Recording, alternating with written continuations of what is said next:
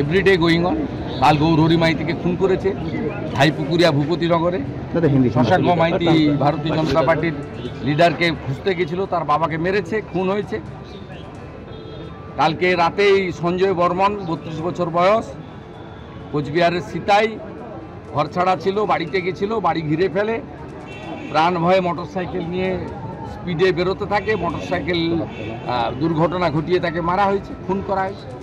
আমি আরেকবার কথা বলবো আমাদের প্রতিনিধি ঋত্বিক প্রধানের সঙ্গে, সরাসরি একেবারে বিরোধী দলনেতা কি অভিযোগ করছে দর্শকদের শোনালাম, কিন্তু পরিবারের তরফে এই গৌরহরি মাইতির পরিবারের তরফে ঠিক কি বক্তব্য সামনে আসছে ঋত্বিক?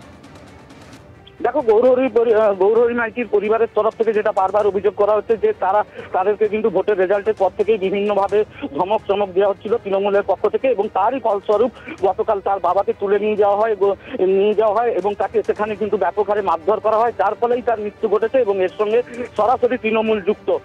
যদিও তৃণমূলের পক্ষ থেকে এই সমস্ত অভিযোগ উড়িয়ে পাল্টা দাবি করা হয়েছে এটা একটি স্বাভাবিক মৃত্যুর ঘটনা, তাকে অস্বাভাবিকতার রং চড়াচ্ছে বিজেপি এবং রাজনৈতিক ফায়দা লোটার চেষ্টা করছে। তবে মৃতদেহ এই মুহূর্তে ময়না তদন্তের জন্য কাঁথি মহকুমা হাসপাতালে পাঠানো হচ্ছে। দুই পক্ষেরই আশা যে, এবং পুলিশের তরফ থেকে দাবি করা হয়েছে যে ময়না তদন্তের রিপোর্ট হাতে আসার পরেই প্রকৃত মৃত্যুর কারণ স্পষ্ট হবে বলে জানা যাচ্ছে। বেশ, আপাতত তোমায় ঋত্বিক ধন্যবাদ। এবার ময়না তদন্তের কি রিপোর্ট সামনে আসে সেদিকে নজর থাকবে, কিন্তু তা নিয়ে রাজনৈতিক চাপানুতর একেবারে তুঙ্গে পৌঁছেছে। আমি এইখানে আপনাদের দেখাতে চাইবো যে বিজেপি কর্মীর ঘর ছাড়া এবং তার বাবার এই মৃত্যুর ঘটনা নিয়ে ঠিক কি দাবি করছে পরিবার, অর্থাৎ গৌরহরি মাইতির পরিবার, তাদের কি বক্তব্য। এই মারামারি করে ঠেলে করে আমাকে বেশ মেরেছে, দিয়ে আমার শরীরটা ছাড়িয়ে দিয়ে আমার শরীরকে ঠেলে দিয়ে মানে আপনাদেরও মারধর করেছে? আমাকে মারধর করেছে। কারা করেছে? ওই যে দল জানে এসেছে বাড়িতে হামলা করে। কারা? তৃণমূলের লোক? কেন আপনাদের উপর হামলা করেছে কেন? এই আমরা বিরোধী পার্টি করি বলে আমরা বিজেপি করি, আমাদের তরে আমাদের উপরে আক্রমণ করেছে। শুধু বিজেপি করার অপরাধে আক্রমণ? হ্যাঁ, আমাদের মারধরও করেছে, আমাদের এদের করেছে। আমরা বলছি প্রতিবাদ করো।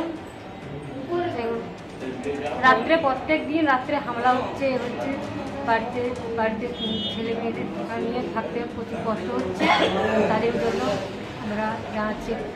আমাকে ওরা সঙ্গে কি নিয়ে এসেছিল? সঙ্গে বোম নিয়ে এসলো, বন্ধু নিয়ে এসলো। এই ঘটনায় সরাসরি শাসক দল তৃণমূল কংগ্রেসকে কাঠগড়ায় দাঁড় করিয়েছে বিজেপি। তৃণমূলের তরফে কি বক্তব্য দেখুন। ঘটনা হচ্ছে অত্যন্ত সাজানো ঘটনা, ওটা ন্যাচারাল মৃত্যু। বিজেপি প্রচার পাওয়ার জন্য এই করছে এবং তৃণমূলকে বদনাম করার জন্য করছে। দুধের দুধ আর জলের জল বেরিয়ে যাবে তার পোস্টমর্টম রিপোর্ট আসার পরে। দলীয়ভাবে আমরা প্রতিবাদ করব, প্রতিবাদের আসরেও নামবো। আর সত্যি কথা তো বেরিয়ে যাবে, দুধের দুধ জলের জল তো বেরোবে দু একদিনের মধ্যে।